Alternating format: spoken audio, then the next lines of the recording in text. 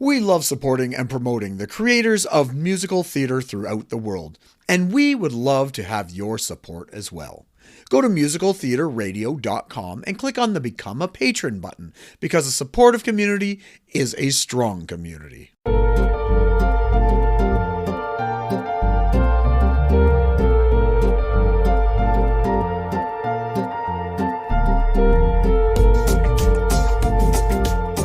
Good day, my friends, and welcome back to another episode of Be Our Guest here on Musical Theater Radio. I am your host, as always, Jean-Paul Yovanoff. Well, it is back to New York for me, at least via the computer, for our next guest. He's a teacher, composer, a creator of a musical with one of the best / craziest names I've ever heard of. I won't say what it is. I will leave that up to our guest, but I want to welcome Carl Danielsen to the show. Welcome, Carl. How you doing today? Excellent. Thank you, Jean-Paul. Awesome. Great to hear. Well, I start every interview the same way every single time. I ask for a 30-second bio. So tell us who Carl is in 30 seconds. Wow. I better get out my stopwatch. Yeah. I'm an actor. I'm a composer. I started my life on the music end of things, but always wanted to do the acting thing. So my career went backwards. I got lots of commissions before I was 20 and then discovered composition late in life. And I've been involved in musical theater and straight theater. So probably about 20 years ago, I started writing more and more musical theater pieces. And now I have quite a collection of them. But the one that you mentioned, Pride and Prejudice, When a Vampire Loves a Werewolf. How did you know that was the one I was talking about? Well, isn't that the one we featured? Yes, it is. But do you have any other shows that have such a interesting sound to them? Well, it's funny because I have another Jane Austen piece called Pride and Sensibility. Oh, well then. Which is a little different take on the Pride and Prejudice thing. Cool. And we'll get into those shows in just a little bit, but I want to take it back and ask you, have you always been into musical theater? Is that something that you grew up with, or did you find it a little bit later in life? My parents, God love them, neither of them are in this dimension anymore. That was what they knew. And so I got to see Ginger Rogers and Hello Dolly when I was 5. And the theater in California, where I was mentored eventually, I got to see, they were in the original production of Most Happy Fella. So at 7, I remember going to this beautiful outdoor amphitheater and seeing Robert Weedy and Art Lund. And then I ended up working there and mentored there for many, many years. So yeah, it's always been part of my life. Once I got to drive and I could travel and usher, then my second love was the straight stuff, the Shakespeare and Chekhov and all the rest of it. But because my parents knew musicals, that's what they exposed me to. So I've known about them all my life. Nice. So none of this is new to you. This is not at all. Awesome. And so you grew up with musicals. Did you go to school for musicals, or was there anything else you wanted to do outside of music and theater? I don't know all I ever wanted to be was an actor, but my second grade teacher, my parents had no background in the arts whatsoever. My second grade teacher thought that I should have piano lessons. So I started with a neighbor across the street, and I wasn't even that interested in playing the piano, but now that I had some facility, I could get the sheet music and I'd sit down and sing and accompany myself. But by the time I was 12, my accompanying skills had gotten to be quite good. Mm-hmm. So I started playing for churches and even theaters. And this theater that I just mentioned, Woodminster Amphitheatre in Oakland, I started playing for them at age 15, playing West Side Story. Wow. That's quite impressive. I know, kind of amazing, right? And then the following year they did Gypsy starring Yvonne DiCarlo, and there I was. And then the next year I started acting for them. Oh, so wow. I really lucked out. Yeah. It opened doors for me. That's incredible. To have those opportunities so early is fantastic. So I was reading on your website, you mentioned you do a lot of stuff before 20. So I know. You wrote a bunch of shows I saw and things like that. Tell us about that. There was a local theater, children's theater company called Lilliput Players. And I had actually auditioned for a production of Music Man when I was 7, which I ended up doing. I wasn't Winthrop or anything. I was just in the chorus, but she knew me. and she had watched me grow up. And when I was 14 or 15, she said, I need someone to write these scores. I think you can do this. So I wrote 7 or 8 children's musicals. I collaborated with a bunch of different people. One of them was published. One of them was Shakespeare. One of them was Moliere. There was the odd, the Prince Who Couldn't Laugh or the fairy tale thing. Mm-hmm. But what a gift. I was paid. I got to meet the composer Grant, and I got to write songs and then watch them be performed and see how they landed on the audience and blah, blah, blah. That's incredible. Before 20, you got to do all this stuff. You would think everything has to be downhill from there because you did so much stuff, but then it kept going, right? Well, I'm not going to say it's downhill from there, but you'd like to kind of go back in time and have other people now commissioning, right? Yeah. And I wrote 2 full-length musicals all by myself, the music, the lyrics, the book. I belonged to the Sons of Norway Lodge. My dad was born in Norway. Oh, yeah. And they produced those. And it's the same thing. You don't realize it at the time. You just kind of do it because it's fun, but you learn. Yeah, you learn in the best possible way. Yeah. And you're at that age where you don't know what you don't know. So you're just doing That's right. And it's absolutely. Now you can look back and go, oh, I wouldn't have done that, or I'm glad I did that. So, I haven't really looked back on them. It'll be interesting. Really? I have them somewhere, but I haven't gone back and revisited the music they were nothing.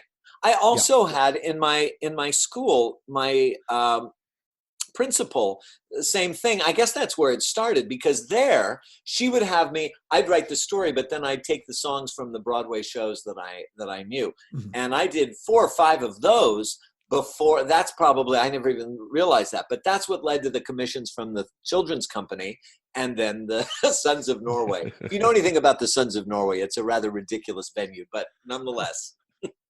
Well, that's great. You had all this opportunity and you took it. And then, so when did you head out east? Was it for school, or was it just to hit New York? Well, my first trip I had gone to UC Berkeley, and I wanted to do in California. It was a public school. It was public school. My entire 4 years at the University of California Berkeley cost a whopping $4,000, 1979. Compare that to now. Yeah. I had started as a double major, and I realized by the second year I didn't really belong there. My parents would have been really disappointed if I didn't finish up the music major. I'd started music and acting. So I got in there, and my first spring break I went to New York, and I saw some great things. I saw the original Sweeney Todd and some other things. But I realized, I don't want to live in New York. It's very dangerous and awful. And it was an ugly, ugly trip. Yeah. So I finished my music degree. And then once that was done, I realized this isn't where I want to be. And so I applied and got into a British drama school. So I did that for 2 years.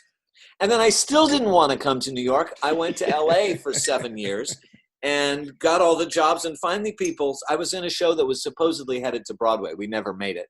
But I was finally being seen by the top-notch agents, and everyone said the wrong thing. They said, you are in the wrong city. Yeah. You need to go to New York. If you want to come back here, that's fine, but go for 5 years. And I moved to New York in 1995. Yeah. And it was like throwing a fish in water. Of course, it was very different than 1979. Mm-hmm. And I never stopped working and never looked back. It was the move at the right time. Wow. Congratulations on doing that you've been able to make a career out of your passion and in New York as well. Yeah, it's a miracle. So what was your first show there? Was it I assume it was acting then?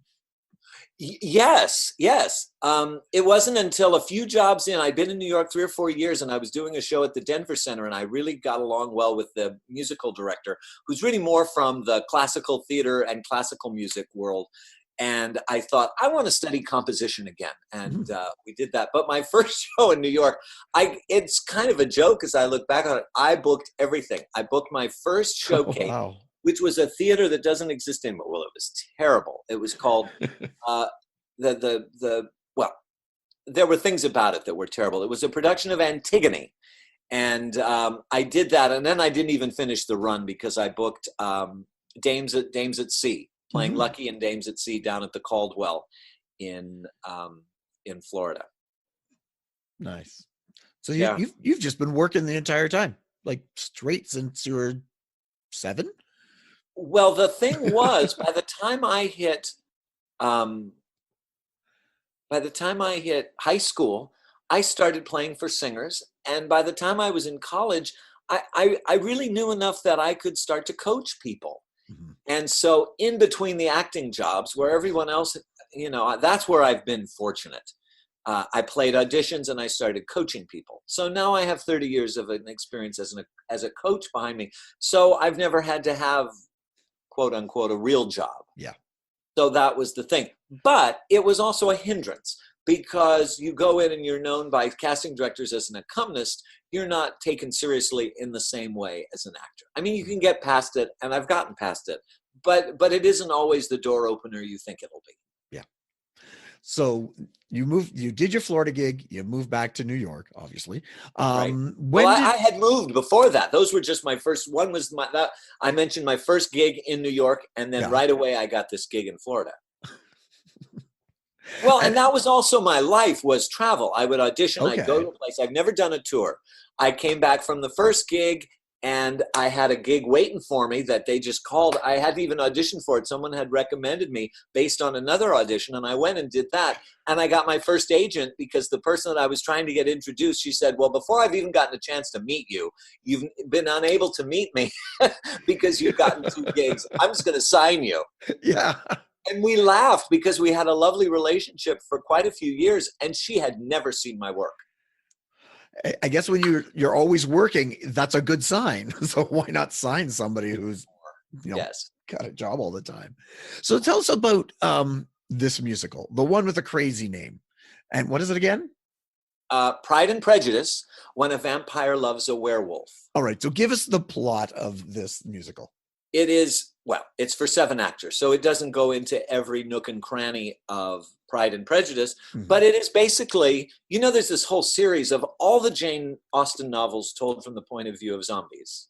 Yes, I've heard that. So basically that's the premise, only they're vampires and werewolves. And I don't know how much you're into the whole history of those things, the Twilight and Teen Wolf and True Blood and Vampire Diaries and all these things, but there is a rivalry and a prejudice between vampires and werewolves. Yes.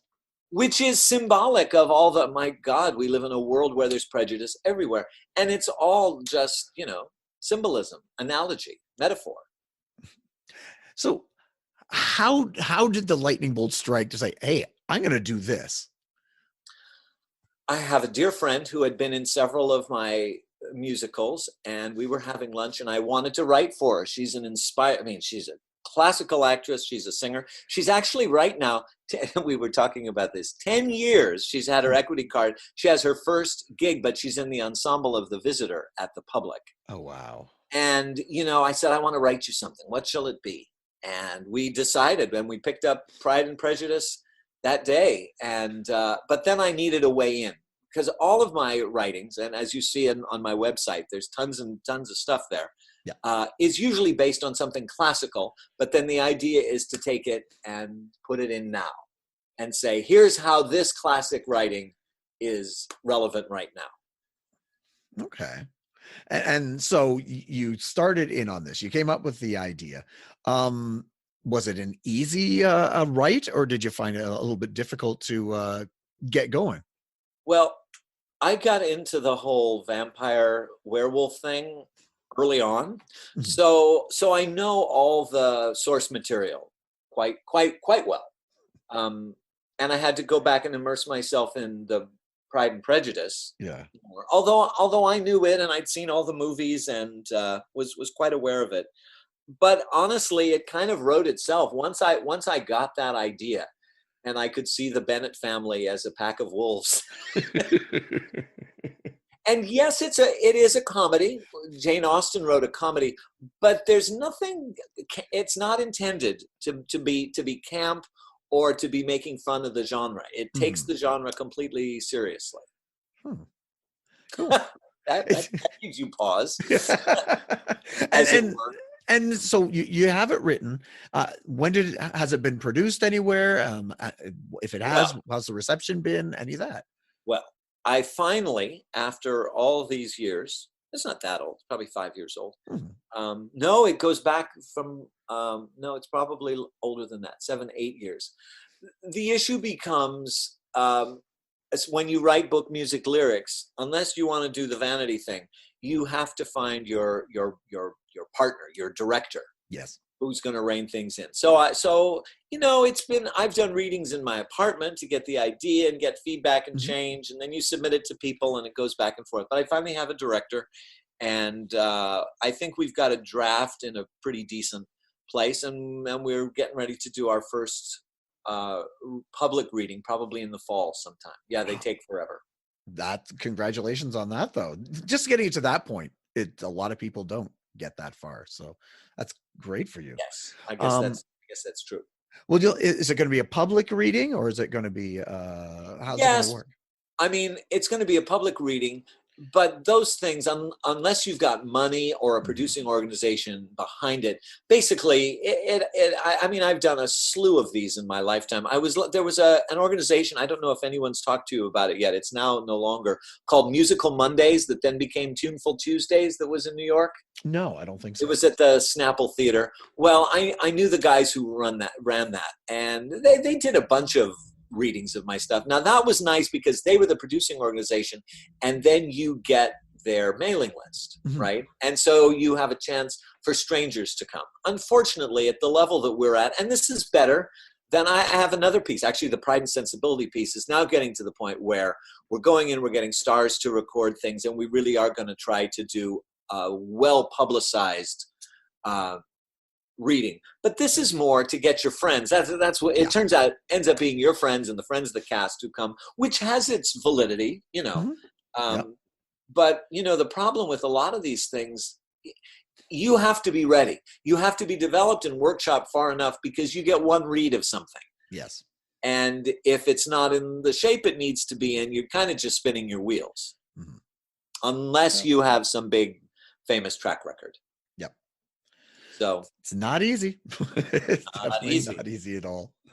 So for yourself, as a writer, what order do you do things in? Do you usually work lyrics first, music lyrics, or a combination of both? What do you find works for you? Well, it's so funny because when I started, all of my things, with the exception of the 2 musicals for the Sons of Norway, all the things that I did as a kid, I worked with a collaborator, and I like that. I much prefer that. Somebody else writes the book and lyrics, you just focus on the music. Yeah. And I did the BMI program, and all of that was with collaborators. When I write on my own, they pretty much go hand in hand. I do need to start with the lyric. I need to know what the song is going to be about. But by the time I have 4 or 5 lines, I'm checking in with the music part of things. For me, the lyric leads, but that's the good part about doing both. You can keep checking in on the other partner, because they're also easy to find. Yeah, a little bit easier to work with. Yes. And sometimes more difficult to work with sometimes when you're by yourself. Someone said about painting once, and someone important whose name I should remember, but it isn't about, putting the paint on the canvas. It's kind of about knowing when to stop. And it's the same thing with writing. Do I need to tweak this lyric further? Because that's what takes the time for me when you're a musician. I can tweak the accompaniment endlessly, and I can do all the rest of that. But once the music kind of presents itself, I think that's the easier part. Is the lyric clear? Is the structure clear? Blah, blah. That's the thing. Yeah. Well, that makes sense. Yeah. Yeah. So what else have you been doing? Have you been doing any acting or more shows or anything like that lately? What do you do when you're not writing these musicals and coaching people? Well, until I was at Stratford, which I guess I got to put down that year, which is 2012. So it was 8 years ago I was at Stratford. All of my work was on the road. So oddly enough, I'd be in New York and I was doing the audition thing and running around like a crazy person. And then I would go out of town for the gig. And that's when I got my writing done. Because I would have more time and I wouldn't have the distraction of coaching clients or anything else. Stratford was kind of the end because I was there for 9 months and I really want to stay home. So I'm doing a lot of teaching. I teach at the New York Film Academy. We talked about that. I started for them in 2013 and said they needed to start a new works program, which has been very successful for them. And my agents know I don't want to leave town. I've left for a few things here and there. It's funny, I'm getting ready to do an industry reading of a new musical based on a P.G. Wodehouse novel. Woodhouse, I always say Wodehouse. Yeah. Woodhouse novel with some pretty exciting star names. Only one of them can I tell from the call sheet, but that's going to be an industry reading, and that's next week. And then I'm going to be in Freaky Friday out in Connecticut. Oh yeah, a show that I don't know, but I just did the research and watched the old movies. Yeah. And then I am gonna. Connecticut doesn't count as leaving town because I can commute. But then I'm going to go to California this summer, and I'm far too old to be doing this. But I'm going to be playing the Brandon Uranowitz role in American in Paris. Oh yeah, the Oscar Levant role, however you want to look at it. So you're keeping yourself busy. Sorry, you're keeping yourself busy then. Yeah, there's always stuff. There's always stuff to do. I mean, that's New York. Oh yeah, for sure. Well, tell us a little bit. I know we talked about it, the film thing you were talking about. Tell us a little bit about that. What do you do? Well, I'm starting to get the idea, although I wasn't aware of this, that it's universities that have really become the New York Film Academy is not a university, but it certainly is a school for college age people. Yes. That more and more universities and colleges are workshop facilities for musical theater writers. It's happening all over, which is why when I started working there 7 years ago, I say we need to get on this. I know they do it at pace. I can't necessarily speak to new works at other New York colleges, but I know there's plenty of stuff outside of New York going on. Yeah. Well, what have you noticed that you're teaching there with these young people? What have you noticed about a trend with them in musical theater? Have you noticed anything? You mean in terms of just musicals they like, or the way they are with their choices, or anything like that? Okay. Well, it's funny because I've been there 7 years. And I remember my first class. Now, I have to tell you, I was hired as a Shakespeare teacher, and that's been the bulk of my experience there. Although I have taught scene study and a little bit of other things. They had me teaching the musicianship class, and that I've likened to being in Vietnam, which I'm too young to have been in, but I can only imagine. So I'm not necessarily, I mean, I've taught us a couple of the song in Terp class, but I'm kind of dealing with them more as straight actors than the musical thing. Okay. But I usually, as a way to get to know people early on, I ask what their favorite shows are. And it seems to run the gamut. I remember when I first started, they were mentioning shows that I'd never heard of. And now I can't even think of the name of the one. It's like Cher is in it, and is there a movie called Burlesque? Yes, there is. Yeah. Okay. I had never even heard of it. And I watched it. I mean, some Phantom has never left the list of, the dream shows. But, once Hamilton came, that was obviously that spoke to people. It's interesting how many of the kids don't know what Rent is. That is very I remember when that phenomenon happened. Yes. Yep. I don't know if you're old enough to remember that, but that was quite the game changer. Oh yeah, that was at what, 94, I think. It had to be 95 because I lived in New York. 95, 96, maybe even 97. Somewhere after 95. Yeah, something in that vicinity. I can't remember exactly because I was in college. 90. What the hell was it? 93 to 96, and Rent was happening then. So it must have been 94 or 95, or maybe not. Yeah, somewhere in there. So imagine the young people not knowing what that is. Yeah. It kind of boggles the mind. I get that young people don't know South Pacific. South Pacific was before me, right? Yeah. But Yeah, it's interesting.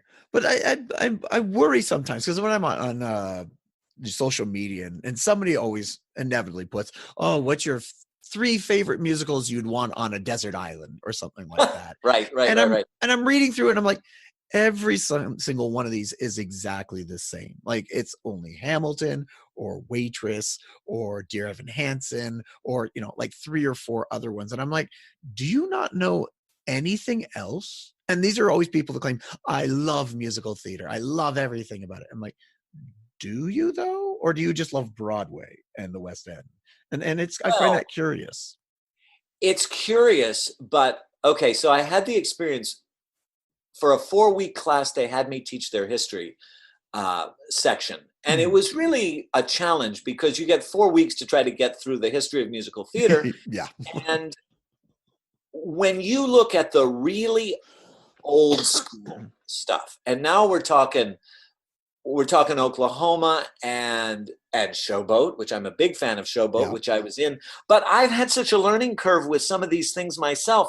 Yes, there's one of those old Showboat movies that gives you some idea what it's about. Yeah. But unless you do these things, and not the Broadway revamped versions, you actually decide, oh, I'm going to honor and do the original, which sadly is rare in my experience, let alone rare with people who understand what they were like, which was the gift of this theater in California, because they had been in the original Brigadoon, and they had the people that ran it really knew these things. It's difficult to find any representation because those Rodgers and Hammerstein movies do not really represent those pieces at all. And we have nowhere to go. I mean, I don't know what you've tracked with this recent Oklahoma, and there were things about it that I loved. And some of the performances were just off the charts, but we were nowhere near the intent of that original piece. No. And that's coming to Toronto. I'm really curious. It's coming in a year, I think. I'm looking forward to it because I listened to the cast recording, and that is completely different sounding than the original. But it's not like we have somewhere to go to see what that original is. And as a matter of fact, and I'll do a little plug for them because I know you know about them. A couple of years ago, I was actually in the Bay Area at this theater. They wanted me to conduct in the Heights, and I thought, when am I ever going to get that opportunity to conduct a first-class company and orchestra? And I thought, I really want to learn this show. So 2 of my colleagues from the Film Academy do a podcast, which is called Behind the Curtain: Broadway's Living Legends. And I thought, and I had been in the car that they give me, which didn't have any fancy electronics. And I thought, I couldn't listen to the radio. I'd been listening to the radio for a month, and I thought, I need something new. So I listened to one of their episodes, and I got completely hooked because they're going back and they got a lot of these people before they died. And it's extraordinary to listen to them talk and their memories. But recently they have an interview, and then they also have they call it their favorite things. And they had run across a video of Celeste Holm, the original Ado Annie, performing it on some TV show. And the way they were talking about it, it was incomprehensible to them. And they said it was like she'd just gotten out of bed and she went there, and was she on drugs? Maybe she was sick.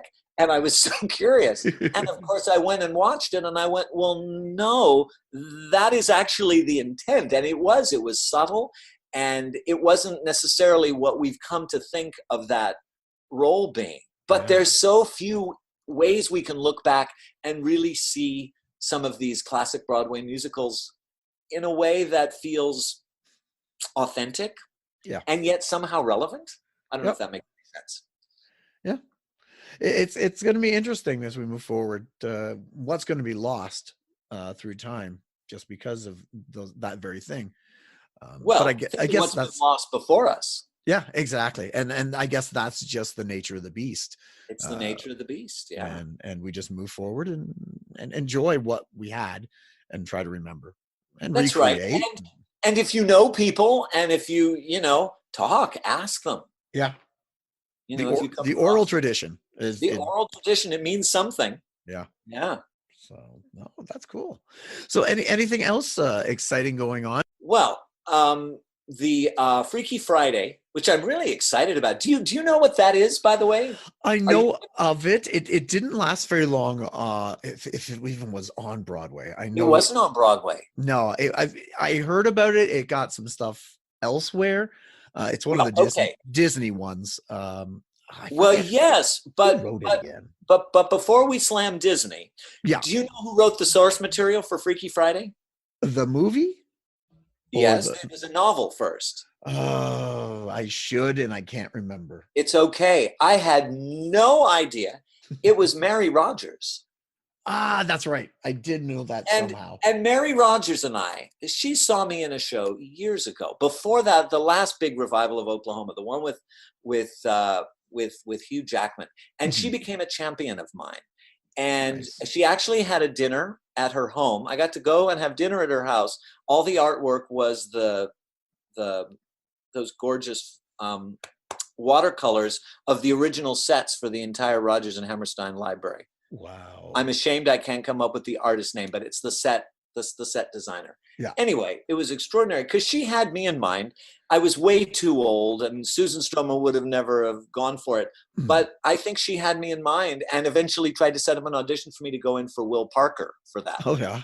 I was almost 40 at the time, but I got to know her, and I got to know Ted Chapin a little bit, and there was a casting director there as well. And she was such a great gal. You know, she was the president of Juilliard for years. No, I didn't know that. Anyway, she wrote this young adult book. It's supernatural, not that far away actually from the Vampires and the Werewolves, where on Friday the mother and the daughter change bodies, and so they learn the other person's perspective. So and there's an old movie from '75 with Barbara Harris. Yep. You know Barbara Harris? I do. Yeah. And I think I did see that original one from '76, not in '76, but I did see it later. Anyway, blah. It's a new trend. It's not the greatest movie that was ever made. But she did write the screenplay for it. And until they got to the obligatory stuff at the end, which was the love bug craze with all the wild special effects at the time, there's still a great story there. They remade the movie in the 90s. I just watched that. By the way, Jodie Foster is also in that original movie. Jodie Foster, Kate Ballard, Ruth Buzzy. I mean, there's Broadway at the time was well represented. Anyway, Disney's idea, I believe it started at the Signature.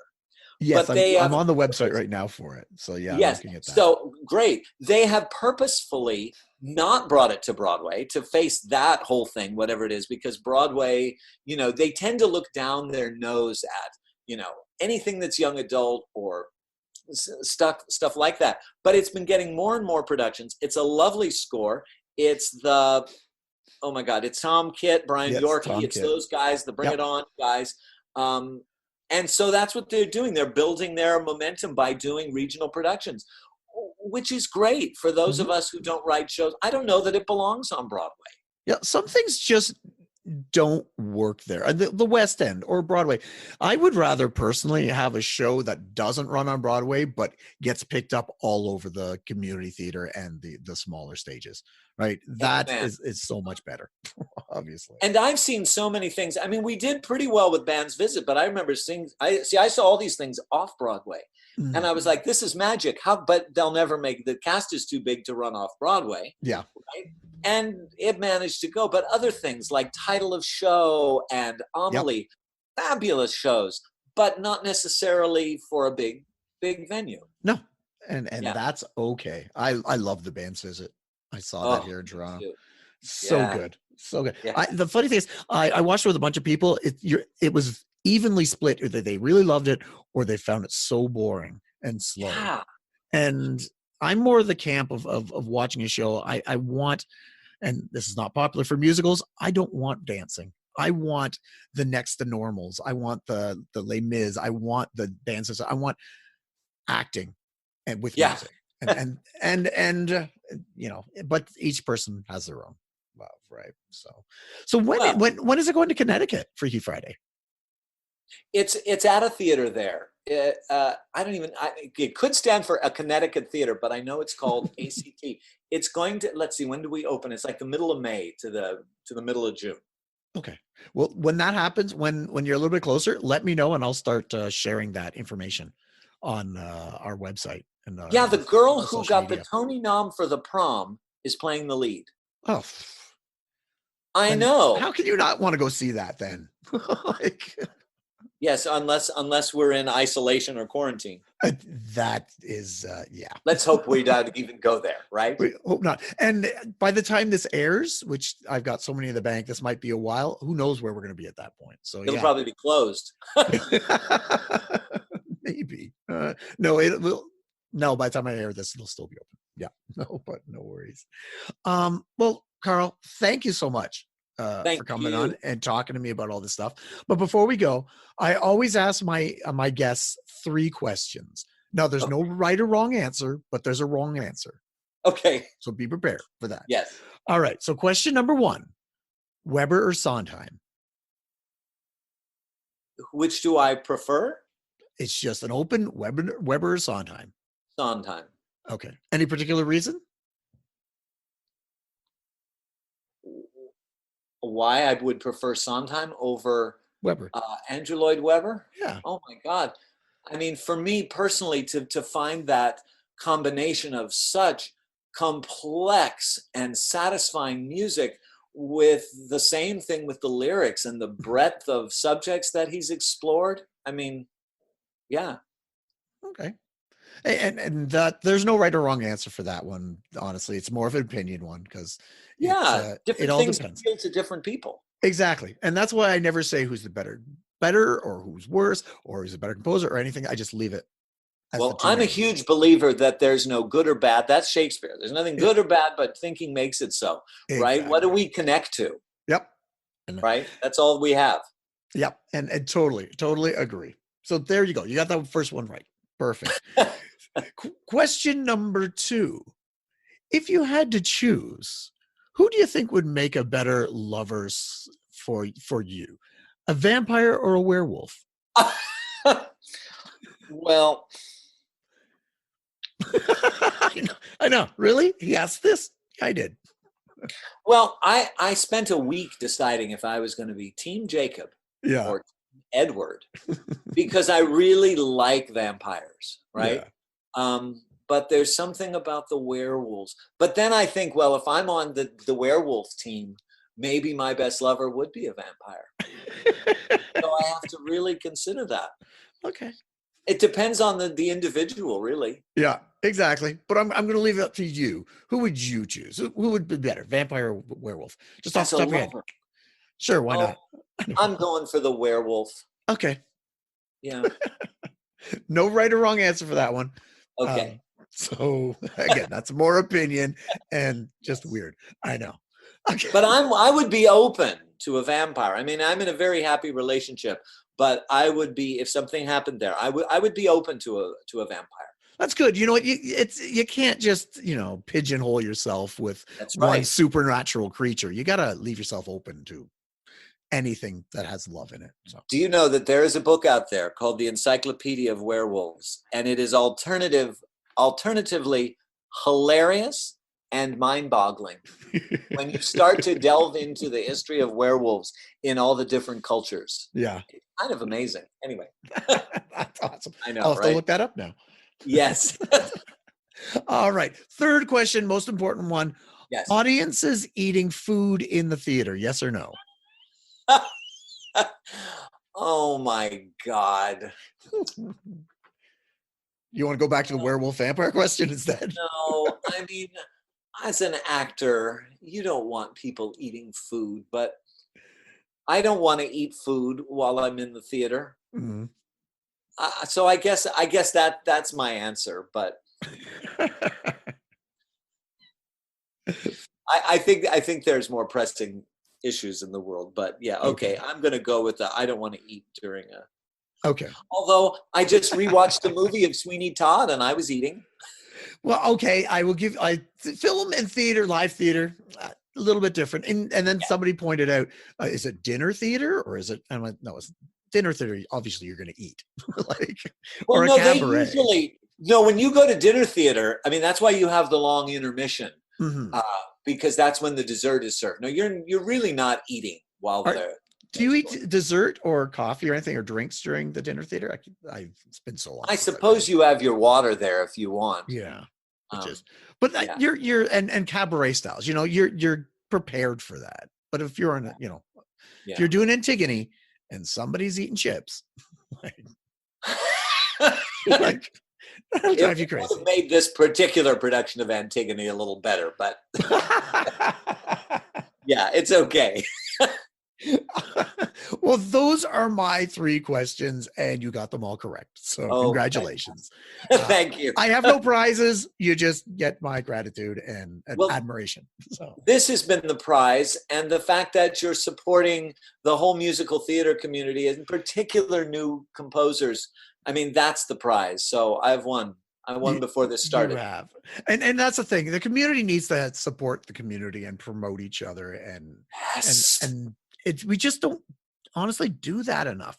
You know how many times I've contacted composers and writers and creators, and either I don't get anything back, or they're impossible to find, or they just don't, participate with me helping them. I'm like, what is wrong with you? How do you not want help?